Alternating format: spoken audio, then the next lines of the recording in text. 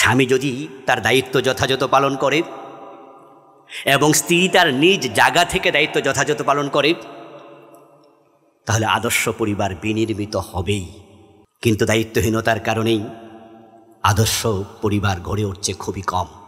ইসলাম যে দায়িত্ব আমাদেরকে দিয়েছে, আমরা স্বামী হিসাবে, স্ত্রী হিসাবে সে দায়িত্ব জ্ঞান অর্জন করে তারপরে বিবাহ করেছি এমন সংখ্যা কত?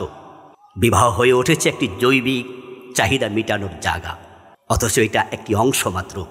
স্বামী স্ত্রীর পারস্পরিক মিলনে সন্তান দুনিয়া আসবে, জৈবিক চাহিদার তাড়না শেষ, দায়িত্ব শেষ, এটা যদি মনে করা হয় তাহলে সুসন্তান দুনিয়ার মুখ দেখবে না। এজন্য বাংলায় যে প্রবাদ বিখ্যাত, স্বাধীনতা অর্জনের চেয়ে রক্ষা করাই কঠিন, সন্তান জন্মদানের চেয়ে প্রকৃত মা বাবা হয়ে গড়ে ওঠা কঠিন। এই জন্য একজন স্বামীকে জানতে হবে তার দায়িত্বটা কী। পরিবার অর্থনৈতিক চাহিদার যোগান দেয়া এটা স্বামীর প্রধান দায়িত্ব। এই জন্য ব্যবসা বাণিজ্য, চাকরি মজুরি যাই করা দরকার স্বামীকে তাই করতে হবে।